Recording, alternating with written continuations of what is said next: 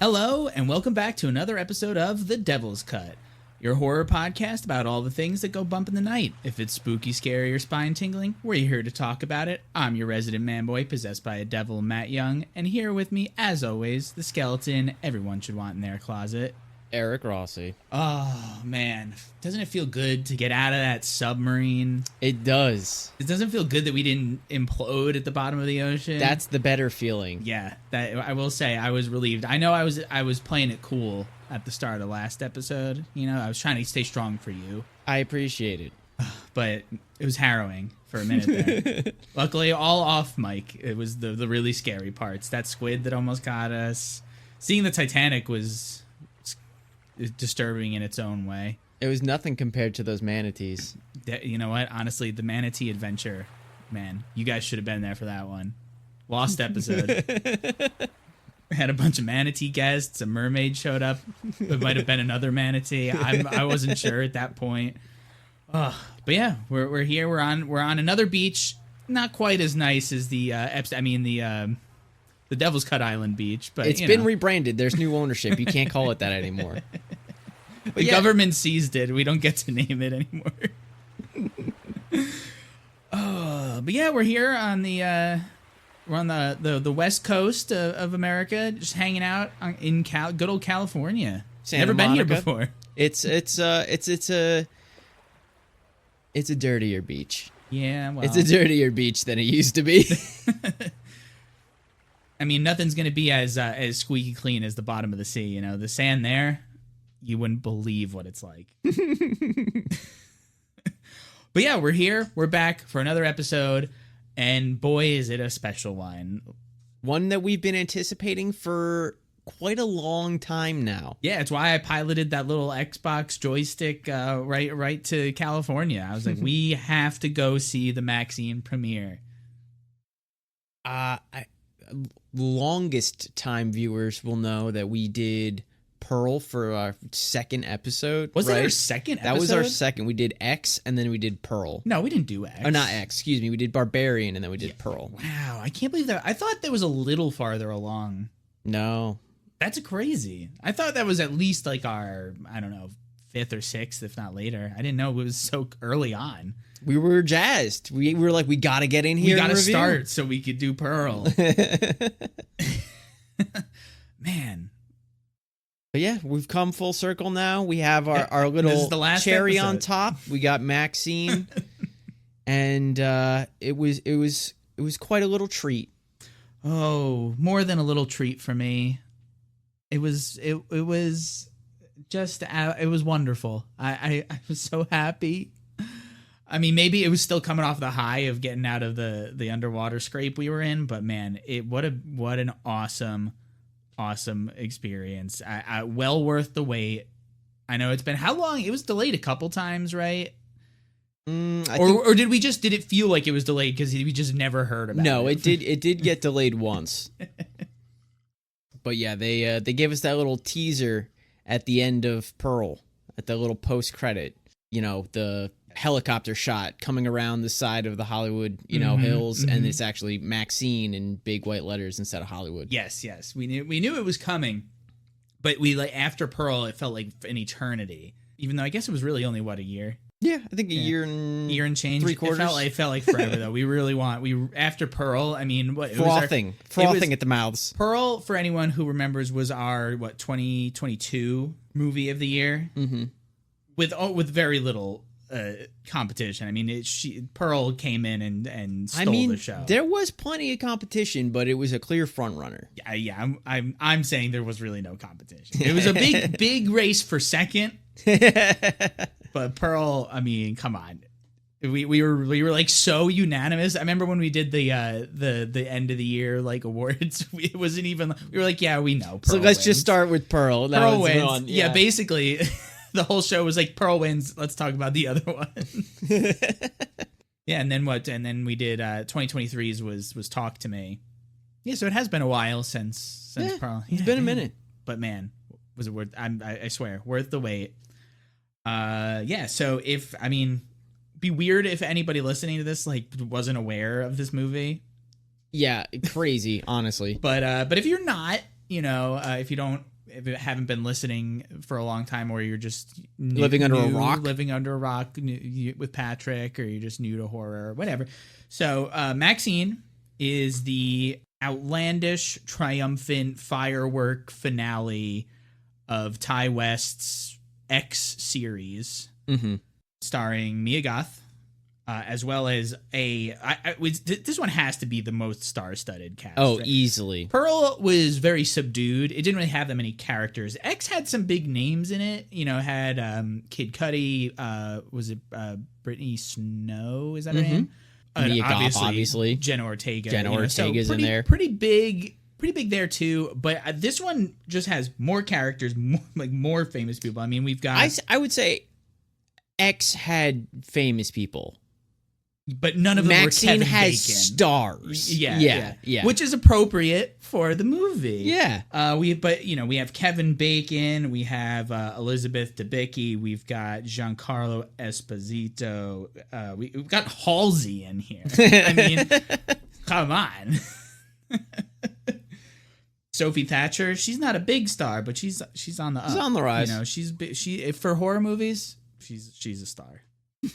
She almost took home Boogeyman. For me, was pretty high on the list. Boogeyman was a heater. Yeah. She did come through in Boogeyman. Mm-hmm. We also got Michelle Monaghan, Bobby Cannavale. I mean, the list goes on. There's so many. Lily Collins. I'm forgetting ones because there's just so many people in this movie. Yeah, it's one of those movies where even the cameos are holy shit, that's a really famous guy.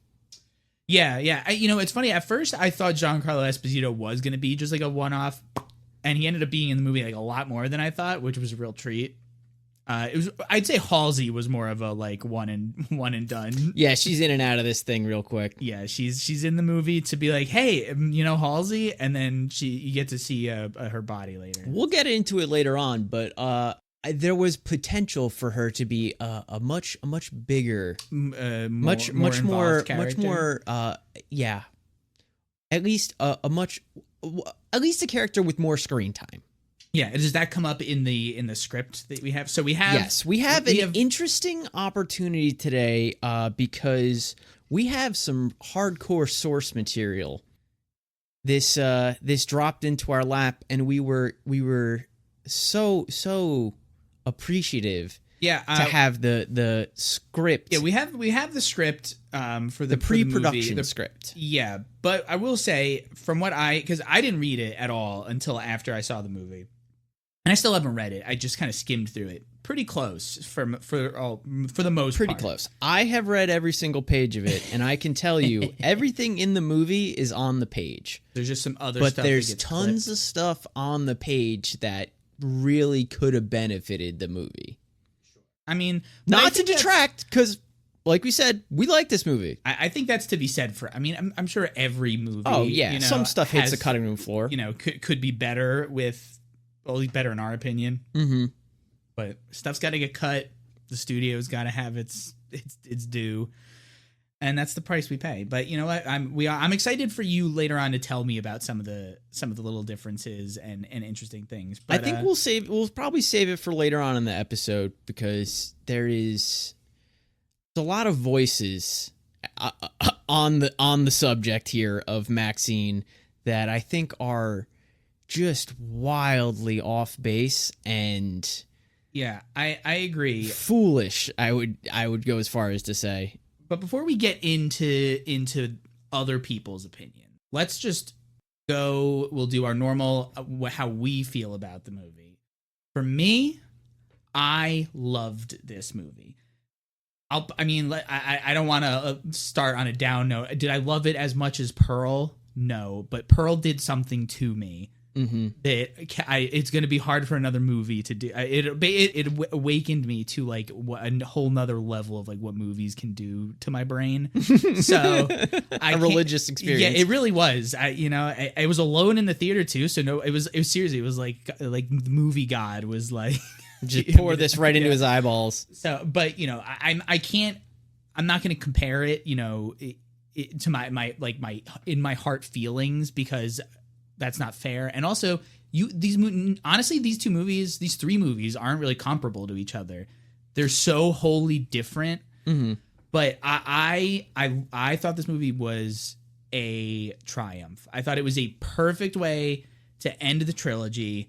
It, like I said, it was like a fireworks show. You know, it was like the restraints are off, like anything goes. What, like, just make this movie like bright and colorful and gory and just like let it sing. It's crazy to me how not related to each other these movies are, but also so it's so interesting to see such completely different in tone movies and in structure movies, and like so wildly in different areas, but they're also tightly knit together and Yes. on like and interconnected. It's like separate and disparate, but so tight together. It was really so interesting. It was really cool to see, you know, the first two come out within the same year, a couple months apart. That was something that I don't think we'll see again for a very long time because of the specific, like, you know, filming situation they were in because of COVID. They were there, you know, in New Zealand. They're like, let's just make this other movie. We have the opportunity. Had the time. Mia Goth and Ty West were inspired. It just made sense to just they cobbled it together so quick. It just made sense, you know, to film back to back and then to have it released like that. That was pretty cool. But we had to wait a little bit for this one. But again, way worth the wait for me. I just think it like I said, it's the restraints are off. It's just a huge love letter to horror movies. It's a huge love letter to itself as a series. Yes. You know, you can tell Ty West, Mia Goth, the whole crew were like, we love what we did with the first two. Let's just like send this whole thing off with a bang.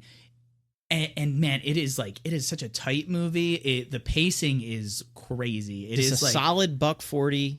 And it does not drag, man. No. It goes and goes and goes. All the performances are over the top. The whole thing is just outlandish, and it's just so, I don't know. To me, for me, it really, the love for the genre like bleeds through. Just like, you know, the first movie is a tribute to you know, sexploitation, 70s slasher. 70s slasher. The second movie is it's like its own whole beast. That one's a whole. It's like an extremely well put together and crafted character study. And this movie is like, it is an 80s slasher. It's fucking neon. It's bloody. The music is popping. It's got giallo all over it. It's got noir. It does. It's like it's so much stuff, and it doesn't feel overcrowded.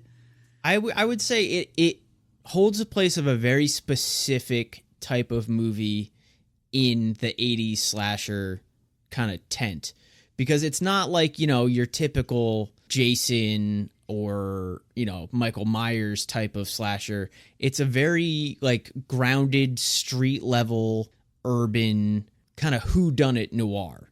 I see a lot of people comparing the movie to like the work of Brian De Palma and other like 80s slashers of the time, but like to me, the standout touchstone of this movie is Angel. You ever seen Angel? Love Angel, dude. Yes. This movie just like screams up and down Angel. It's about... Didn't even make that for connection. anyone who doesn't know about Angel, Angel is a movie, I think it came out in 82 or 83, so it's right before when this movie is set, but it's about a 15-year-old girl who is what they call a street angel.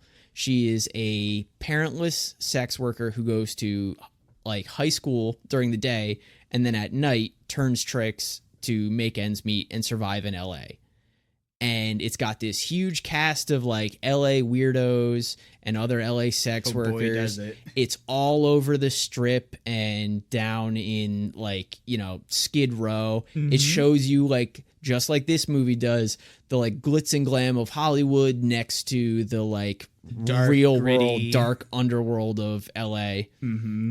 And similar in structure too, because it's about, the whole movie of Angel is about Angel being sort of like on the outskirts of the serial killer doing his business. Yeah, there's a serial killer in LA who's killing other sex workers and prostitutes, and she kind of takes up an avenging Angel. Well, that's the sequel, is Avenging Angel, but she takes up kind of like vengeance for these dead girls and starts toting some serious firepower. The other one that it reminded me of, if you haven't seen it, check out Miss 45.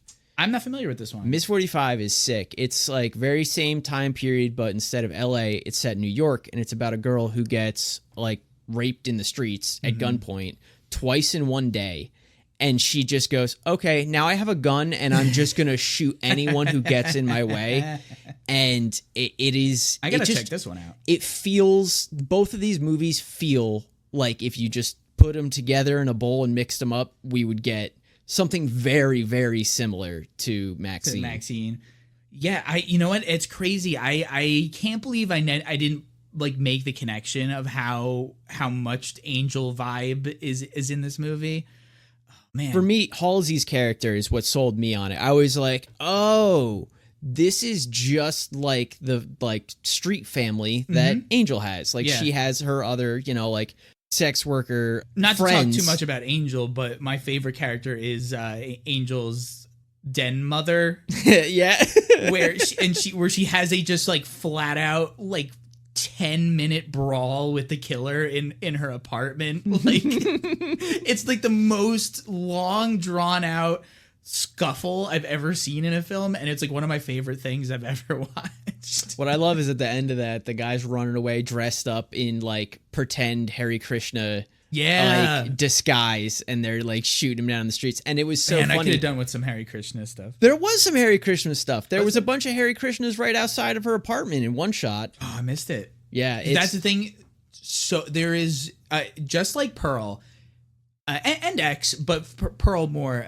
This movie is such a like visual delight. Yes, of a different flavor. Whereas Pearl really wowed you with the Technicolor like homage. You know, all the matte painting backgrounds and stuff like that. Yeah, that was gorgeous to look at. This is gorgeous to look at in. It relies a little bit more heavily on Ty West and the cinematographer's eye and skill with filmography. But man, it's just like if you like 80s, right? Because this movie is unabashedly is 80s, right? Yeah, it's pop culture, it's neon. Like you're gonna if you don't like that, I mean, sorry.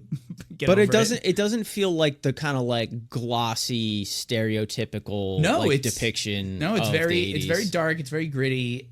There's like really good lighting going on. There every shot of this movie like that's at night, it like has Mia Goth backlit by blues and pinks and reds. Again, big giallo visual influences all over this. Totally. For me, I was the like gleaming bloody knives, the black leather gloves. That's a big one. Yeah, the fedora shadowy figure. Yeah. Even there's a kill in the movie in a video store that like I think some people might think looks bad, but I'm like, well, that's because you're not thinking about what it's trying to be. I think that's a pretty good place to talk about some of the shit that we've been talking about this week off mic, because we have been seething, fucking dude. Pulling out our hair at the roots, watching these people online just completely miss the fucking mark on this movie, like in their reviews and their analyses. It's just it's so glaringly obvious to me that like some of these like bad reviews right out the gate, I'm like, okay, so you just haven't seen enough movies.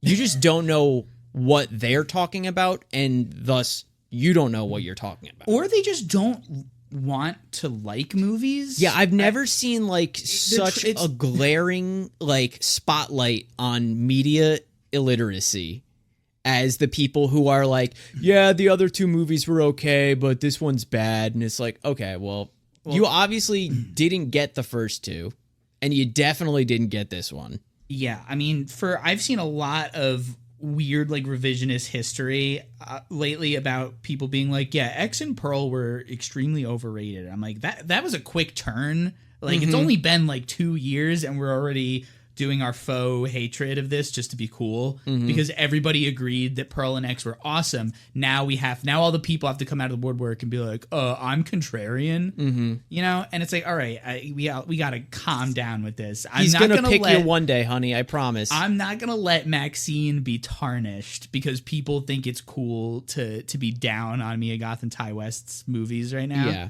Like, I really don't get it. There's been some crazy opinions. I mean, and I will call out IGN. IGN put out a god awful review for this movie that clearly didn't understand what it was. Smooth brain review. Didn't like the most pretentious. Like, I'm gonna hate this movie, and I'm gonna make myself seem really smart by doing it. It's like, and I checked out the reviewers' other critiques on stuff. I'm like, all right, so this guy clearly just doesn't want to like movies and really wants to seem important by shitting on stuff like with clearly no knowledge or appreciation of the genres that he's like talking about. Yeah, no, just and it sucks because I think this movie is suffering from a lot of the same shit that and people will obviously push back, but the Halloween Ends. I feel like there are so many people who are just shitting on this movie because it's not what they projected in their mind of what the movie was gonna be. Definitely. And now they're like unhappy with the reality of the product they were delivered versus the fantasy of what they had in their head. But for me, it's even crazier because I watched Halloween Ends and I loved it, but I knew that it was not going to be for a lot of people, and especially because of what was established previously for not even those past two movies, but like all of Michael Myers history. Yeah. I can understand wanting a Michael Myers movie and then you get Halloween Ends and I can see why you'd be like, not my favorite. Yeah, or flat out hate it. This is the opposite where it's like, oh, you were mad because you got the Maxxxine movie and it was pretty much exactly what it should have been. You know, there's a lot of different aspects of why the poor reviews I've seen Maxxxine getting. One of the things that I've seen people talk about a lot is that Maxxxine doesn't have a lot of character development or as much of a character in the movie, which I disagree. I agree that she doesn't have a lot of development, but I don't see why that's a bad thing in the context of this movie. Not every movie has to be this hero's journey of like a character changing and growing. You know, Maxxxine, you know who she is by the end of the first movie. We already saw her training arc. So if you're on board for Maxxxine, like if you're watching this movie and you liked, or even if you didn't like, you know, you still know what you're getting if you didn't like the other two or if you liked the other two. Like her character, Maxxxine, is who she is, and she only becomes more who she is in this movie because she's now experienced like a horrible thing that she triumphed over. So she's won, and she's ready to kick ass if shit comes for her again. Mm-hmm. So this movie is just about her kicking ass and not taking anyone's shit. Yeah. And I don't know why she has to change during the movie for that.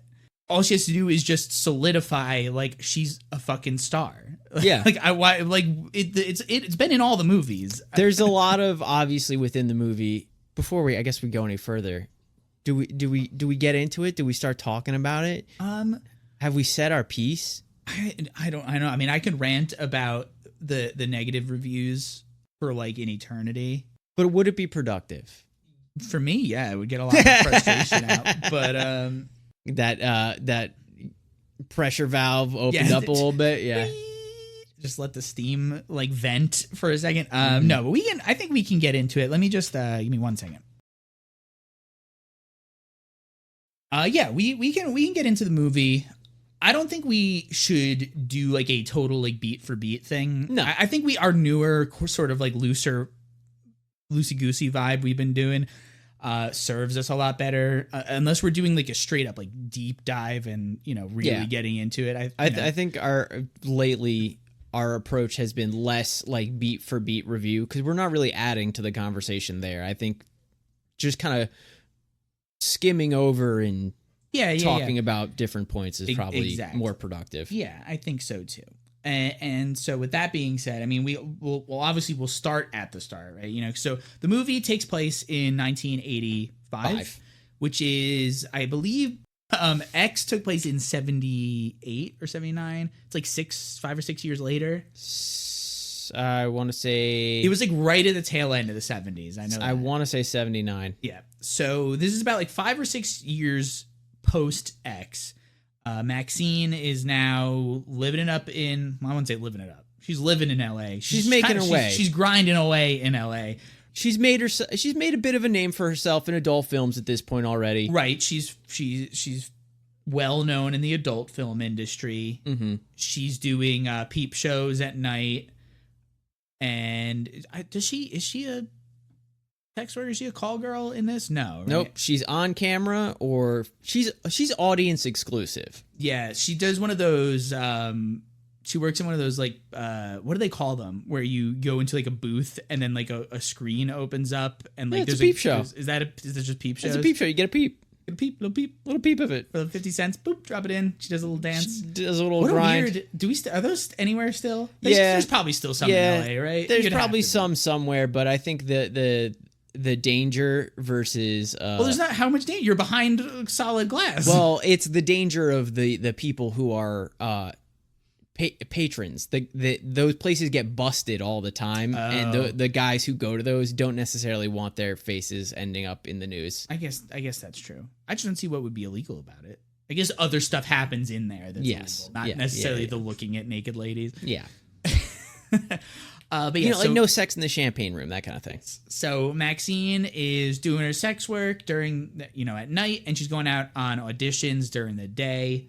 She's auditioning for pretty much anything, I would assume, but she, like, really quickly in the movie ends up getting a role. She gets cast as the lead in a horror movie. Yes, obviously, and that's like one of the things I really liked about this movie is because I will say, and one of the critiques I've heard about it, which is stupid, is like, oh, it's not scary, and I'm like, again, that lets me know that you don't like care about the genre or understand it, because like horror movies being scary has almost never been a requirement. Like, it just like it's about the vibe, not whether or not it actually scares people. Yeah. Is it good when a horror movie scares people? Totally, we love that, but like it doesn't have to. Yeah, I think a thing people lose out on when... I couldn't have been less scared of what would happen in X, but it's still a horror movie. Yeah, I think what people lose out on and forget is that the like serial killer subgenre, or like the killer noir thriller kind of subgenre, does get to be horror. Just because it's not like a supernatural thing ripping someone in half on screen doesn't mean it's not horrifying. Just because like your brain has been fucking smoothed down by years of gratuitous violence doesn't mean that like the everyday horrors of a person killing people isn't horrifying. Yeah. That'd be like saying, and some people might push back on this, that's like saying Silence of the Lambs isn't a horror movie. Yeah, that's crazy. It's definitely a horror movie. It's more terrifying than any Jason movie. Yeah, he puts that man's face on his face. Buffalo Bill is like based on a very real person. That's scary. This movie is all the Night Stalkers all over this movie.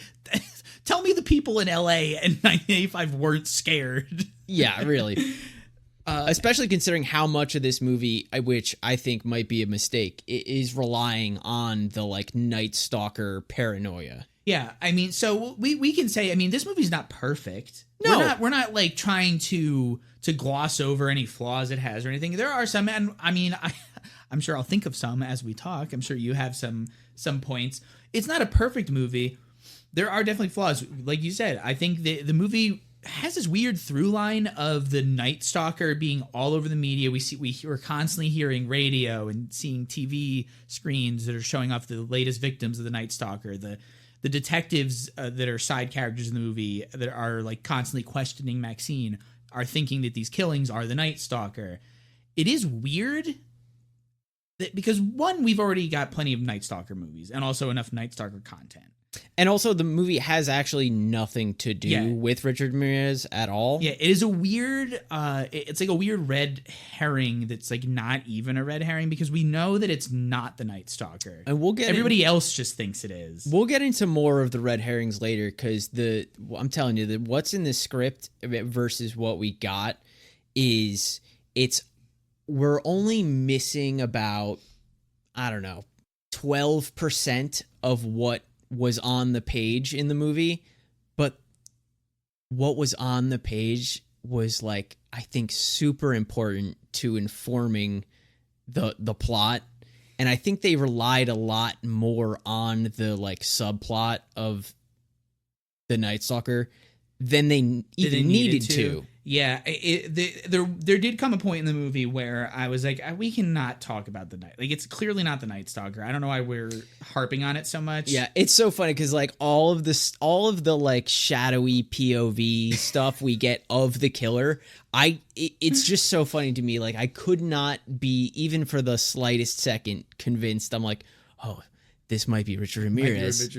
All right, well, we're since we already started talking about the movie, clearly we're in spoiler territory for the first, like, 30 seconds of it, but also this is your, like, official warning. We're getting, because I need to talk about it now. We need to open the valves. So if you want to see Maxxxine spoiler free, this is your time to stop. But we're going in. So that was it. You guys are warned. All right, here we go. So the twist of the movie, and you read the script. Apparently, it's more of a twist in that. I will say this was M. Night Shyamalan. This was not, like, no. It was so clear right out of the gate that the person who was going to be stalking Maxxxine the whole movie was her dad. Yeah, like, he was teased at the end. At the end of X, we find out that the sort of, like, the pastor, the, like, the evangelist on TV at Pearl's house. That we see, like, sprinkled throughout the film of X. We find out that he has been like ranting the whole time about his lost daughter, who is revealed to have been Maxxxine at the end of the movie. Mm-hmm. So this movie starts, and immediately we know that it's not the actual Night Stalker, because he's specifically targeting, the killer is killing people that are around Maxxine's life. Mm-hmm. What we would call, like, corrupting forces in her life, other sex workers, the video store guy who watches all the dirty movies, and the video nasties, anybody that's around her is a target. And she even gets mailed a videotape of the porn they were making in X, in the bar. What is the farmer's daughter? Yeah. Which would otherwise be police evidence. Yes. So the only way, there was a point in the movie where I was like, maybe it's, like, someone related to Pearl and Howard, but I'm like, no, they didn't have kids. They didn't. So couldn't be them. It couldn't be a tie back to X or to those two. So the only other character that exists in this universe for us to even suspect as an antagonist, is her dad. So obviously he was going to be him. I mean, I for me, it felt like Ty West wasn't trying to hoodwink us. I think it was supposed to be obvious. So let me tell everybody but Pearl. Let me tell you why you're wrong. Or Maxxxine. Because he 100% did try to hoodwink us. There's this weird thing that I don't know if it got lost in, like, the edit bay, but it's, like, a hugely important detail in the script that we find out, I'd say about halfway through. It's mentioned, first of all, in the beginning of the movie, it's way more emphasis on the idea that it might be a cop, because they tell us that Maxxine's dad, like, had a famous fall from grace and killed himself and is presumed dead. Oh, well, that's kind of a big removal. Totally removed from the movie. So then the whole red herring of the movie is not this Night Stalker shadow character. It's the idea that the Night Stalker shadow character could be the sheriff from the first movie. Someone involved in the guy first... who goes some fucked up kind of horror movie. Yeah. So there's way more in the script or could have been maybe the male detective that's mean to her the whole movie. No, that's not it. It's literally set up so hard because there's even points later on where she lets some other people in, like her friend that runs a video store. There's way more characterization of that guy. We find out way more about him and his past, and then we also find out like that he gets filled in on her whole story. Like in the movie, she keeps the whole thing a secret from him, and like barely lets him in on what's going on. In the script, she tells him pretty early, like, hey, I was involved in this porno massacre thing, and I think one of these guys is coming to get me. And then they call the sheriff's office, and they're like, oh yeah, the sheriff's not here, he's actually on a hunting trip out of town. So then they're like, oh fuck, he's here coming to get us. He's the only one who could know about her, you know, secret past and her, you know, involvement in like the LA scene now. Like he's the only one who could possibly connect them.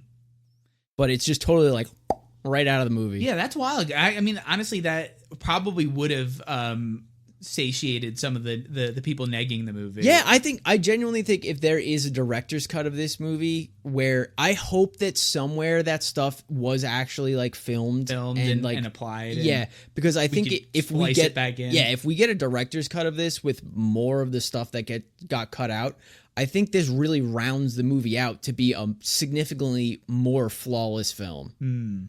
Like I would say Pearl and X are like maybe like an 8 and a 10, or excuse me, a 10 and an 8. Yeah. And I feel like this movie was like maybe a 7. Sure. This movie would have probably been a fucking solid 9 if we had all the stuff that was cut out. If we had all of the context that was removed. Yeah, there's just like, and it's really, like I said, it's like 12%. It's like an extra line in a conversation. It's an extra like 2-minute scene where we see them like calling the sheriff's department. Yeah, I mean, how like even just at the very beginning, say like revealing the apparent suicide of the dad. What does that? And take, we learn a lot more about the dad through the movie because she talks to other people about him. So as if he's dead. Like, she doesn't have a fond memory of him, but... Right, but she's aware that he supposedly died. Yeah. Okay, yeah, I can definitely see how that would add more drama and mystery, and also more gravitas to the reveal at the end. It still didn't bother me, you know? I still was like... even though I knew, I was like, it's clearly the dad. There's literally no option for anybody else. Otherwise, this is going to be bad. Yeah. And so obviously it was the dad, and you know, and her. I think the reveal was still good. You know, it was just like, oh, it's shocking for her, not for me, but I'm still appreciating the performance. Yeah. No, that's the thing. All the performances were great. I mean, I would say the only other thing we're really missing out is that like in the script, there's like a lot more of Pearl just kind of being like unabashedly like shitty to like her antagonists. So like we could talk about the private eye detective that Kevin Bacon plays. Yeah. So over the course of the movie, so this movie is sort of split into two different stories, right? One is like this like noir thriller, like at night when Pearl is being like stalked. Maxxxine. Or yeah, I keep calling her Pearl, where Maxxxine is being like stalked, like pestered by both the shadowy figure, the killer, and also this private eye that has been hired by the killer. And then during the day, she's trying to make her movie, right? And she's trying to balance the two lives that she's leading. Yeah, she's landed a role in this major Hollywood horror sequel. Yeah, it was the Puritan 2. Right. And she's like, this is her first real foray into major Hollywood film. This is her first film. Yeah. That is an adult, and she's really excited about it. She's like, yeah, I'm going to make it. Like, I wasn't getting roles because I was in porn, but I got cast. I'll make the jump to horror, then I'll make the jump to mainstream. I'll be a star. I thought it was so funny. She tells Halsey's character, like, oh yeah, I got a role in a film. She's like, oh cool, girl or girl guy? And she's like, no, like a real movie. And she's like, get out of here, a straight film? No way. A straight film. Oh yeah, Halsey's her accent in this movie is crazy. I loved it. But yeah, so the nighttime scenes, when all the spooky stuff and the murders go down, we're constantly seeing the shadowy figure, her dad, the killer, interacting with a private eye that he's hired, played by Kevin Bacon. The character's name is John Labatt.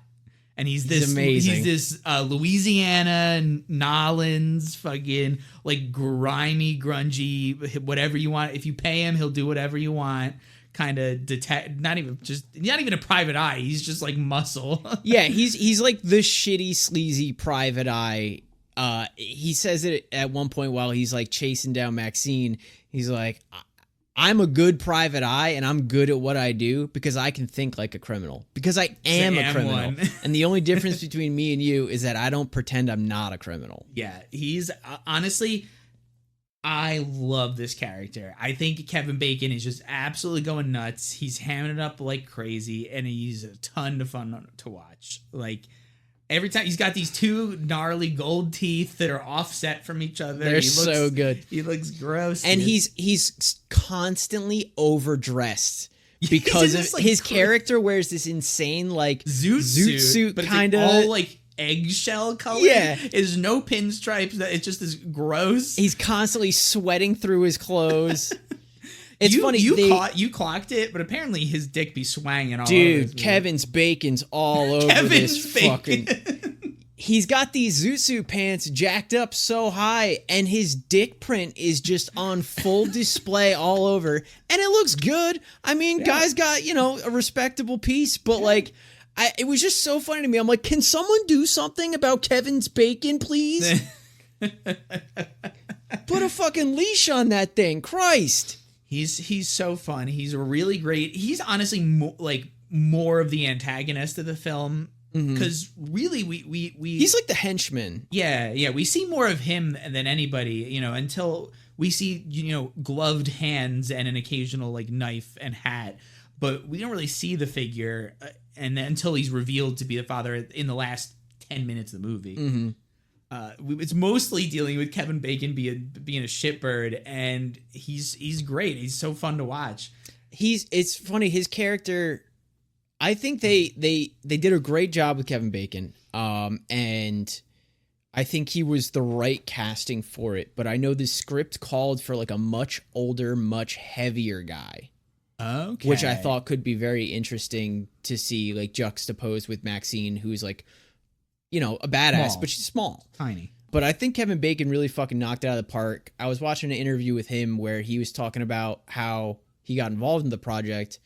And I guess he just was having a conversation, a dialogue with Ty West, like about the two movies prior without knowing that he was making like this third movie. And he was just kind of talking to me. He's like, yeah, man, like I really like what you're doing. I think it'd be cool to like get involved in like whatever you're working on next. And he was like, Oh, really? Oh, really, Kevin? I'm doing something. Yeah. And then once he like heard about it, he was a little skeptical because he was afraid that like they were going to like tone the character down after they cast him. And Ty was like, no, the only way this guy works is if he's like on 110%, like every other character in this movie. And he was like, sick. Let's make him gross and nasty. He's honestly, he really, I won't say he steals the show because everybody that's on screen does a good job. Yeah. But he's wonderful. He what a great addition. And it's not like, it's Kevin Bacon and he's in the movie. He really does. He is the character. Yeah. There are some times where I've seen performances of him where I'm like, I don't think he's acting. I think that's just Kevin. Yeah. You know what? Real quick aside for Kevin Bacon fans, if you guys haven't seen that TV show he was in that ran for a couple seasons, The Following.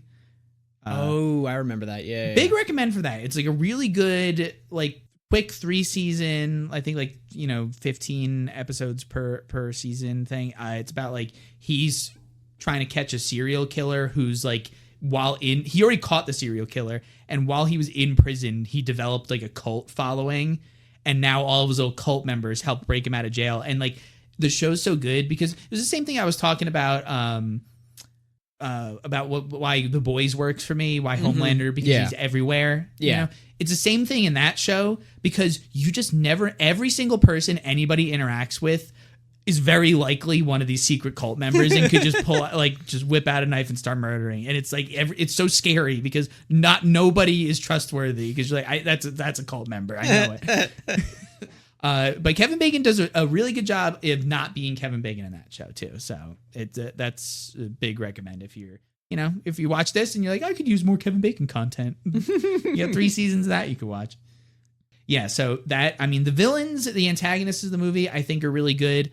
I would definitely be interested in, like you said, seeing like some sort of director's cut where the slasher himself, the father, is like a little bit more ominous by the plot. Yeah, ominous would be interesting. But I mean, when he shows up, he's played by Simon Prast.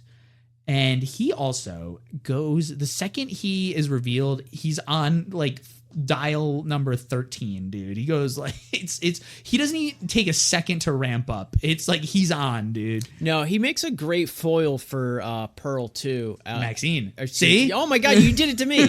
Yeah, he makes a great foil for Maxxxine because like he is just like Maxxxine in so many ways. He is like this over the top, like showmanship forward evangelist preacher, and he in the movie he is like, the mastermind behind all these killings, but he's trying to develop this like big comeback documentary that displays how like Hollywood took his daughter and corrupted her and turned her into a harlot. And so he's like staging all these killings to make it look like there's more satanic influence over Hollywood than there actually is. It's sort of like satanic panic propaganda that he's going to use to further his like domination of impurity. You know, he's like, this is going to be it. He ends up they kill a couple of Maxxine's friends, Halsey and I forget the other character. Well, 2 of them kills the Halsey and the other porn actress we meet in the beginning. Yeah, Amber James, played by Chloe Farnworth. Yes, and then he also kills her kind of like co-star on the...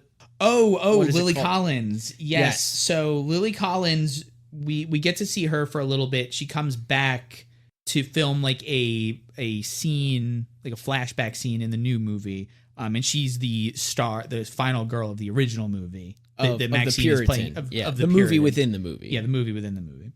Played by Lily Collins, who doesn't get a lot of time, but when the time that she has, she's very delightful. Well used. She's a very funny character. Yes, she also dies, unfortunately. But her reveal of her death is awesome. Her body parts are all stuffed in a suitcase that gets like knocked down the stairs, and they all come like tumbling out in slow motion. It's so funny because the whole thing about her like character as an actress in this Puritan movie is that she got really famous off of like this still shot of her in the Puritan like original movie where she's screaming and her mouth is open. She's being burned at the stake. Do you think that's that's like a sleepaway camp became famous for the still shot of your face? Little reference. It could be. I wouldn't be surprised.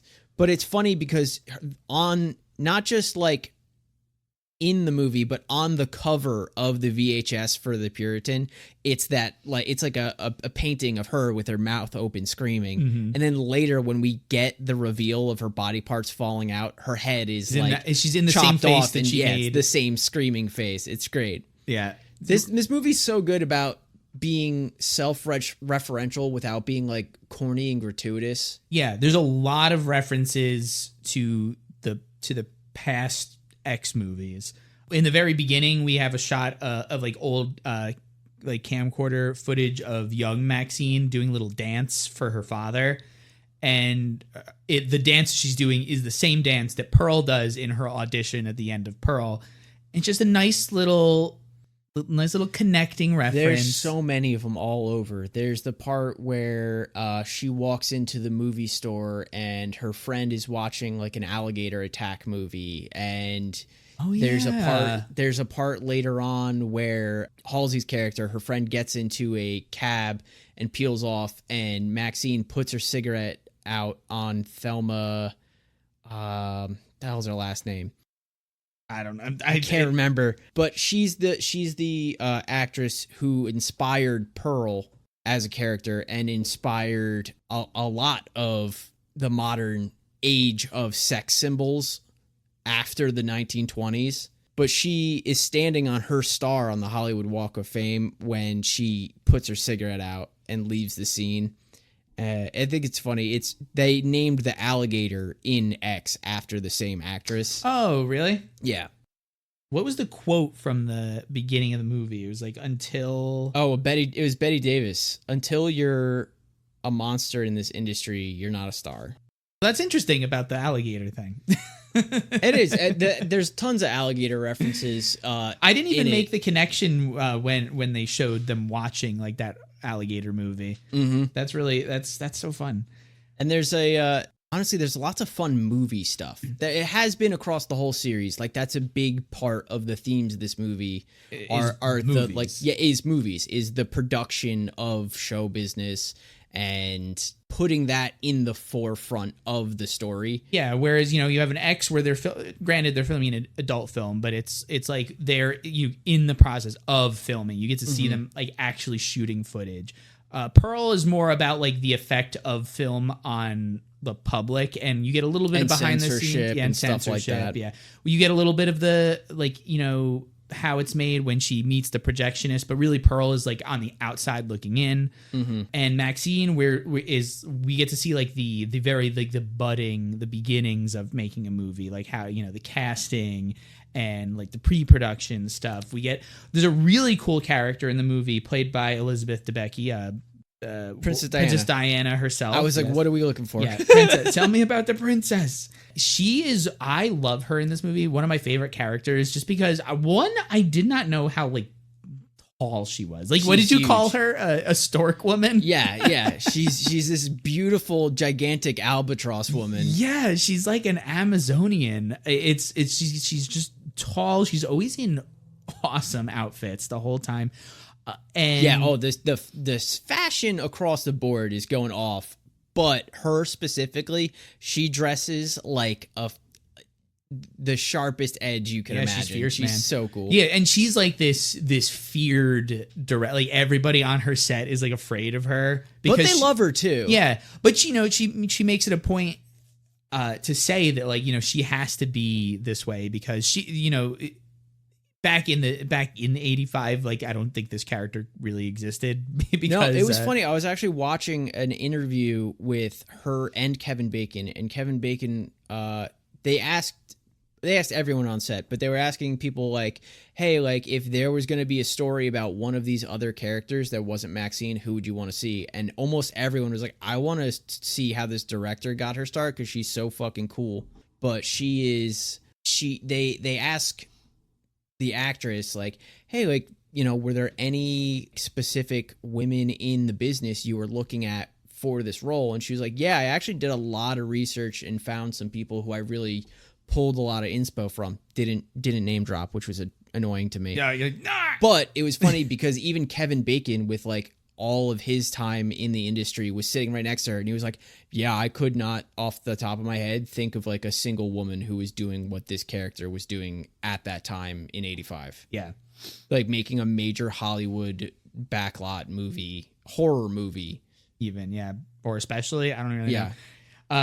But I love the character. She's like really tough. She has like so many awesome lines. There's like a part where like Lily Collins' character, they're filming that scene for the Puritan, and she like bites into this bloody apple, and then they call cut, and Lily Collins' character like shakes hands with Maxxine, and she's like, oh, sorry. And because she had blood all over her hands, and then Maxxine's like got these sticky bloody hands. And then the director goes up and she's like, this looked wrong. Let me just apply the blood myself. And then she just goes, look, now we all have blood on our hands. And I was like, oh, man, it's so good. There's like another really good like belly of the beast line that she has. Yeah, it's some along the lines of like she takes Maxxine out in front of the psycho hat. The psycho set. Yeah. The motel, the Bates Motel set. Mm-hmm. And she tells her, like, you know, I need you to understand that you've made it. You're in the belly of the beast now, and you need to just fucking absolutely kill it, or it's going to spit you back out, and it might never get a taste for you again. So good. Gave me chills. I was like, what a good line, dude. Yeah. Somebody was on fire that night when they were on that typewriter. That was Ty. That was all West. Yeah, she's really cool. Another fantastic character, Giancarlo Esposito's character. He plays Teddy Knight Esquire. He plays Maxxine's lawyer and agent, and he is so funny. Anytime he's on screen, he's doing something hilarious. He's your very classic, like, it's funny. He's very Better Call Saul. Yeah, which is funny because he's, you know, there's that connection there. He's got that crazy wig on in this movie too. It's sure so does. funny. Very 80s wig. It's the same kind of wig that like they put on Pedro Pascal for the Wonder Woman 85 movie. Yep, It's the same wig. They were like, oh, we'll get the Wonder Woman. It honestly could be. It looks very similar. But he's great. I thought he was going to be like an underutilized character, and he came in clutch for Maxxine in some very cool ways. He did come in clutch, but again, he's one of the characters that you get so much more characterization from. And not to say that he's not like a pretty well, I guess,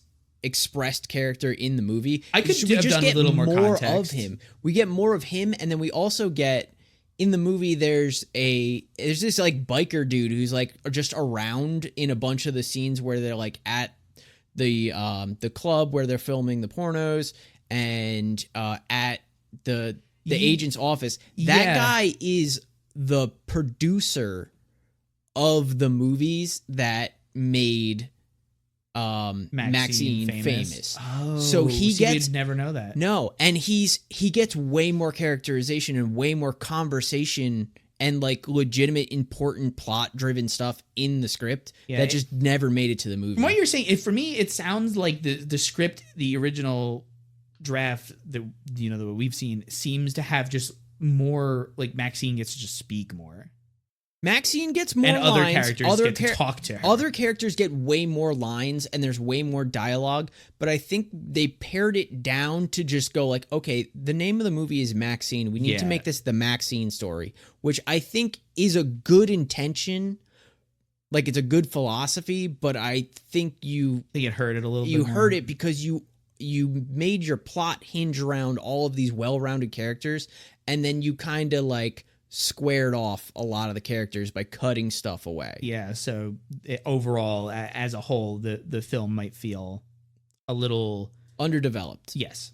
But in reality, it's all there. It's all there on the page. Yeah. He's cool. I guess, there's a pair of detectives that are trying to solve the murders. They think they think at first it might be the Night Stalker, but then they're like, no, it's too weird that they're all connected to this Maxxine chick. So it's so funny. There's this great we're gonna annoy her all the time. There's this great line where they show up to the first murders the day after, and there's this rookie cop who I guess was the first on scene, and he like meets them at the curb, and he's like, yeah, they look pretty fucked up. They're young girls, and we think it might be the Night Stalker. And the female detective's like, you think it might be the Night Stalker, or you hope it's the Night Stalker? Because we don't know anything, and you're already trying to give us like bullshit information. Yeah. And he's like, oh. Another character that I don't know, I'm assuming gets a little bit more screen time as well, would be Leon. That's the video. So Maxxine lives like above a VHS store, like it's specifically an adult movie store because they have. I thought it used to be an adult store. Now it's a regular movie store because he said there's later in the movie when the killer shows up, and he's like, we're not that kind of store anymore. We're just a movie store. No, I think that is actually more of a reference to him being a former sex worker as well. Oh, and maybe. There's a lot there. It's pretty obvious that he's gay in the movie. Yeah, like they don't try to mask it, but they don't make a big statement out of it in the script. They do make like a pretty Well, he's got the one earring in the gay ear. So. But in the script, they do make a point. There's a conversation where he's talking to Maxxine, and he drops something along the lines of like, like, I understand what it's like to be, to have to pretend to be someone else and had to like hide your secrets. Yeah. And he makes it very clear that he doesn't want to fuck Maxxine either, which is like, it's and they're very close. They've got that sort of like, they have a very good friendship. Yeah, it's very really cute, and friendship. it is a shame that he does have to go. He's also literally the only character that Maxxine shows any emotion for in either movie. Mm-hmm.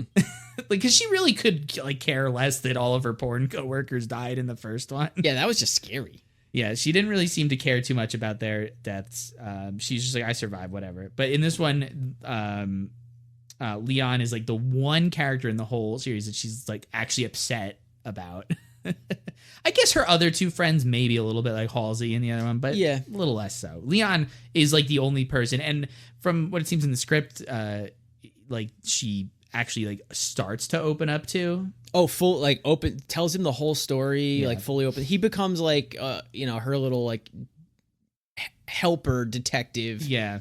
It is, he is still that for her in the movie, but it ultimately like he doesn't get to really do anything before he's cut out, literally. Yeah.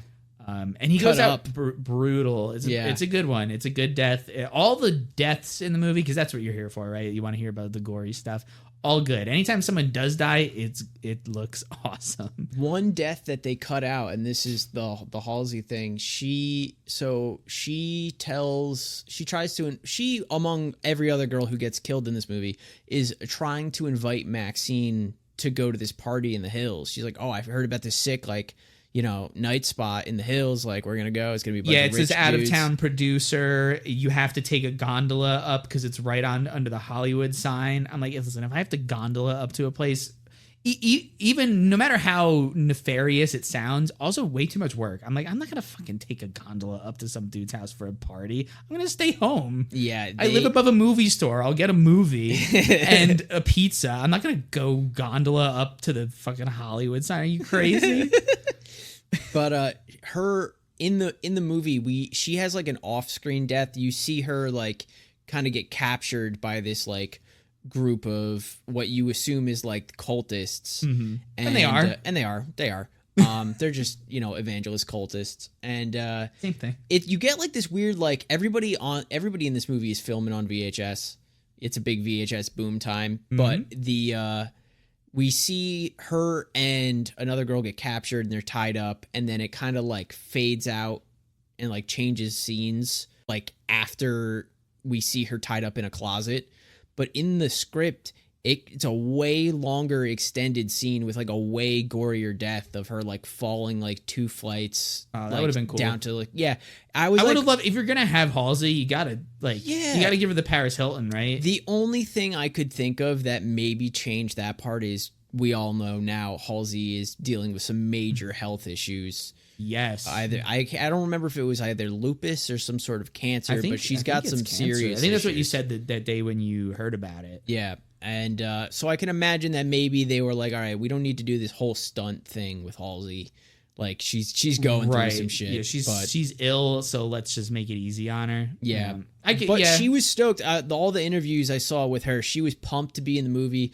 After she saw the first 2, she was like literally begging Ty West, like, please put me in this movie. Please, I'll do anything. And when he was like, oh, I got a role for you, she was like, cool. Oh no, now I have a role where I'm like Mia Goth's best friend and I have to act with Mia Goth. Holy shit. But so like, I mean, like all the characters are so good in the movie. I do hope to maybe one day see some sort of director's cut where we get more of them.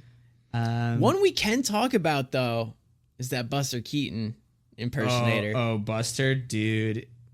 That Buster Keaton street busker. Yeah, so there's this guy. He's played by a guy called Zachary Morin. And it's like really early on in the movie. Maxxine takes like an alleyway shortcut to try to get home, and then she gets to the end of the alleyway, and the like fence that she would normally go through has been locked, so she can't get out. And then she goes to turn around, and there's this guy who's been like stalking her through the alleyway. And I mean, obviously we were like, well, this isn't the actual like stalker in the movie. No. You know, but it's just like a little. It sets the scene for the environment though. Yes. And it kind of like shows you that, okay, Maxxxine is still like, she's still got teeth. Yeah. Like she gets cornered in this alley and she very quickly Yeah. pulls a fucking gun on this guy pulls out a knife and he's like, I'm gonna get you. And then she pulls out this gun that she's towing around the whole movie, which looks awesome. It's cool. And this guy instantly like wieners out. Completely folds. He's like, oh, and she makes him get on his knees and blow the gun. And then makes him take off all his clothes and lay down. And I mean, for anybody who's squeamish, you might want to turn the volume down on this one. While he's like, as she says, face down, ass up, she goes, you want to know what I did to the last person who tried to kill me? She goes, I crushed her fucking brains in. And then in her high heels that she is in all movie, she's doing everything she needs to do in these crazy heels. And a really cool bomber jacket. Honestly, Matt, she looks so good in this movie. that green sports jacket's rad. And she just she stomps on his nuts throat, so dude, hard, and gives it a twist, and the nutsack pops open, and you see all the boys come spilling out, dude. It is gruesome. And it's so funny. It's one of the like gorier effects. I would say it is the goriest part of the movie because it is also it is gore that is relatively unseen. Like how often do you get that? Like, do you get sometimes you get a dick cut off, but how often do you get like torn up scrotum nuts out? Never. Yeah. Oh, man. I can't even think of a time where I have seen it. You know what do they call that? Like when you have a bone that comes through your skin when it breaks, that's a compound fracture. So like what happens when your nutsack ripped open and your boys are dangling? I think that's just like a scrotal tear. Oh man, that's bad. I don't know. There probably is a term for it though. I bet we could figure it out, but we could find out later. That's just for us. It is a good indicator though of what the like rest of the special effects in this movie look like, because like I would say they choose a very specific aesthetic to match up with as far as special effects, because they're not like the most convincing 100% like beautiful like modern practical effects. They do have a cheesier edge to them purposefully, yeah. So it looks more like the 80s slashers that they are emulating. Yeah, whenever you see the stalker killing people, the blood is all, it's because whenever especially the movie Leon's death, it is so giallo because you're seeing it's all from like this goofy first person sort of perspective POV, of the killer, and it's like these quick like weird stilted like cuts that like don't look like they have any like force behind them, but he's still getting like torn to pieces, and the blood is like Kool-Aid red. Oh, it's so bright. It's so funny.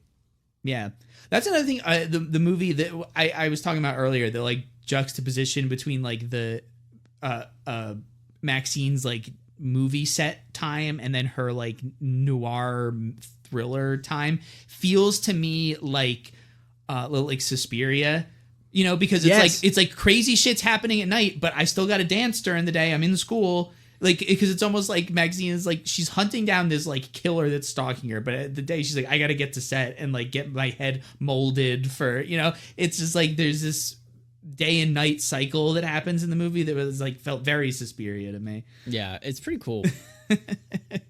That's just like to talk again about like the bad reviews like that we were talking about at the beginning. It's just like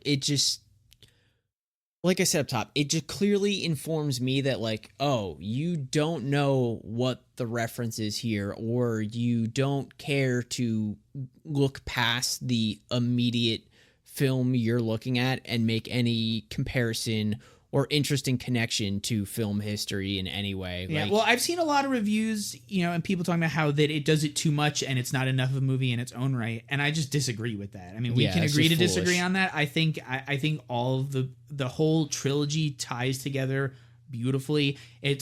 Every movie is its own unique unique experience, and it all pays tribute to different eras of filmmaking, but all still tell their own unique stories and tell them really well. Not perfectly, but really well. They're all enjoyable. You can honestly watch Maxxxine. You need a little bit of the context from X, but I think you could watch Maxxxine in a vacuum and get it. Yeah. You know, you don't even to be able to watch any of the movies individually and get like a completely unique experience that is self-contained for the most part, like is so cool. I don't know. It just feels weird to be like, oh, this movie homages too much. It's like, I'm like, well, I think it does it the perfect amount, and it does it really well.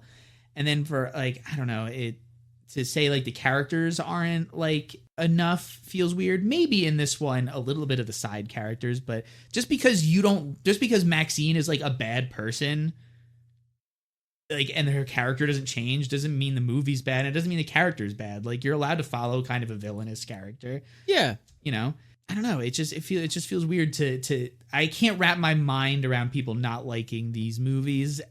What I like most, I think, about it's no longer about like, oh, I have to escape this like, you know, scary little farm killer situation I'm in. It's like, no, she has agency over a lot of her decisions now, and it's less that she's like, I would say, a villain. I don't think she's like a bad person for like the shit she's doing, even if she is stomping on Buster Keaton's nuts. Fuck that guy. He was gonna stab her and rape her. I just think she's a less selfless main character than I think a lot of people are used to. Like, she's definitely more self-motivated. Selfish. She wants what she wants. And the movie's about her continuing to try and get it. And yeah, I don't know why that has to be.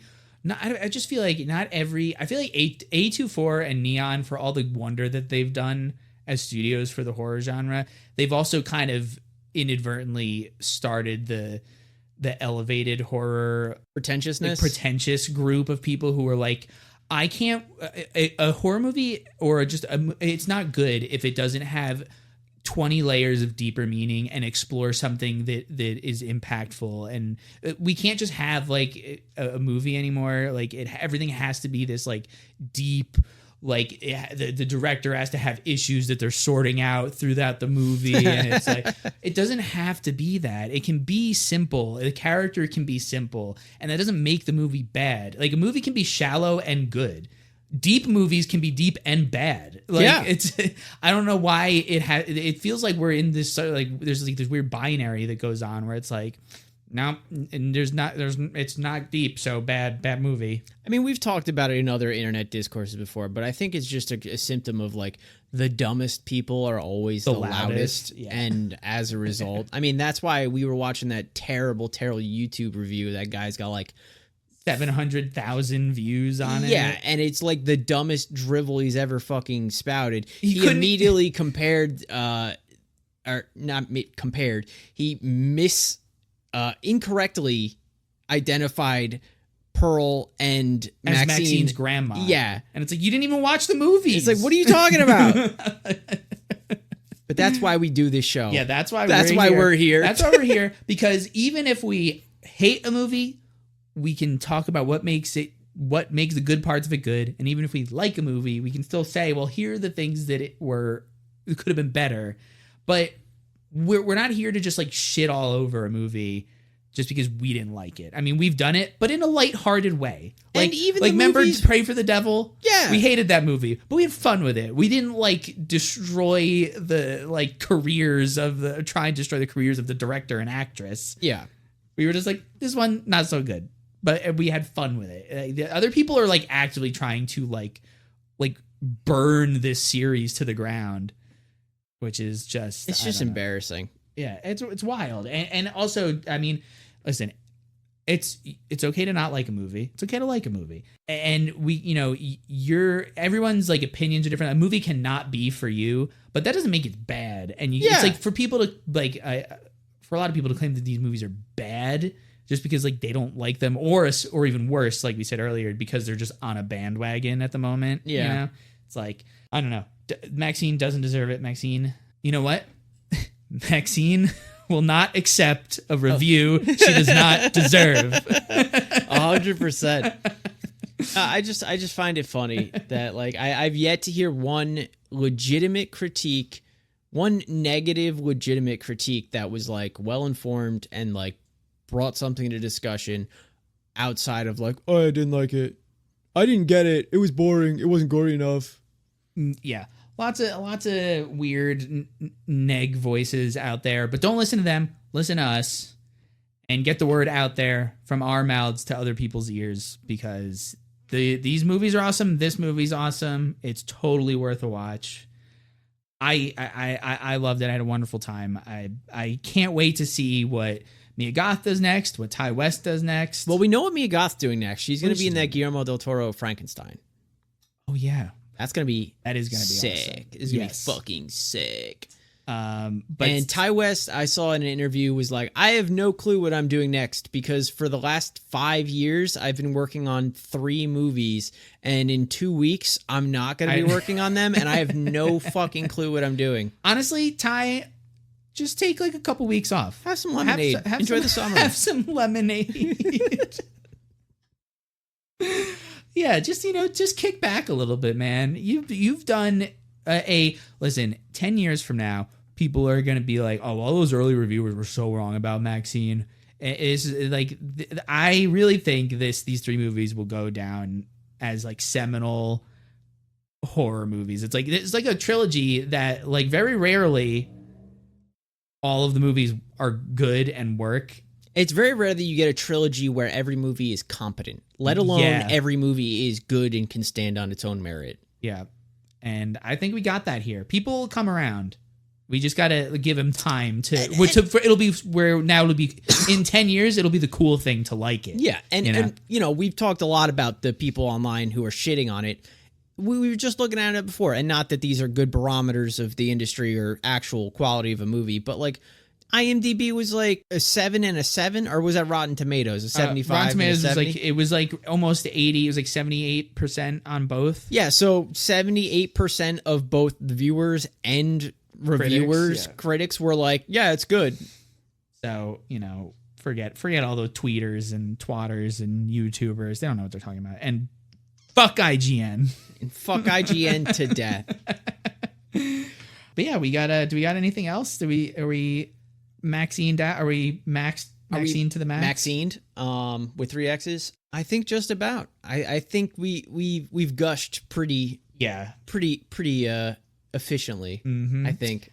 You know what? And we will certainly be talking about Maxxxine again at the end of the year. But I will say the competition is stiff, stacked, so and far, fierce, dude. And we're not even in horror movie time. No, like we're not even in the fall where like all the good shit comes out. We got like so many good movies in the winter, in February and shit. Like it's gonna be wild come January, dude. I am just, as much as I said I was frothing at the mouth for this movie, next week we're gonna be hitting Long Legs. Oh, and boy. I don't have words to describe. I think you're more excited for Long Legs than you are for Maxxxine. I think to I be am. honest, I think you're more. Based on just you talking about the two of them as we've been leading up to it, I think you're way more stoked. I'm just so pumped. Everything I've heard from people who have already seen it and like reviewers that I trust, specifically, professional journalists, not these fucking YouTube broccoli head idiots. Broccoli head. It's gonna. I'd be amazed if it's not the movie of the year, and like we just said, in a year of some real heaters. Yeah. So I mean, so stay tuned. We're gonna hang out in Cali for a little bit here on the beach before I don't know, maybe we'll get back in the sub for another round. Who knows?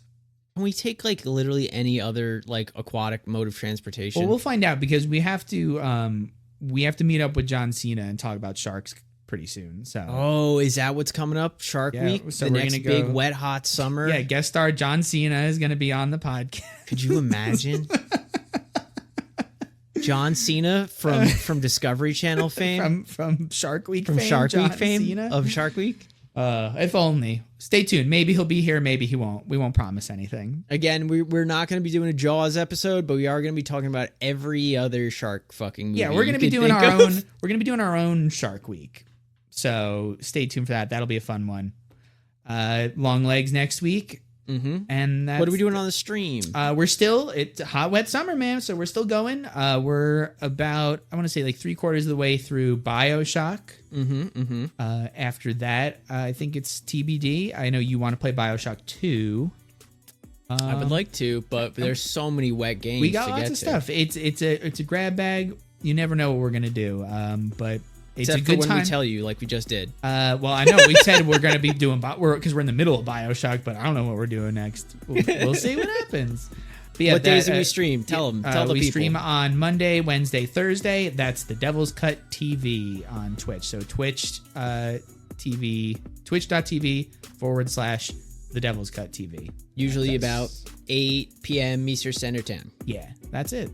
That's when we do it. And if you can't We're catch live. those, they're on Twitch also. You can go watch the VODs. You watch the VODs after the fact, which you likely do because somebody's watching them. Somebody watches them. I don't know, and you guys are the only ones we tell about it. So some of you have to be doing it. I would like to know who's watching them.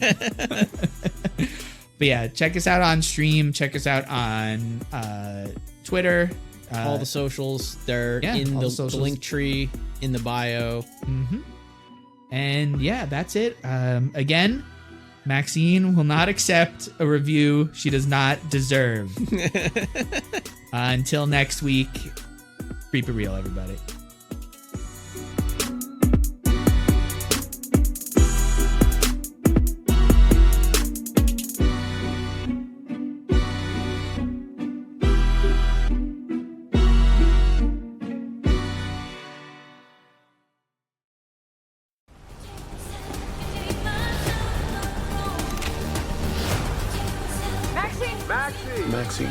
Maxxxine.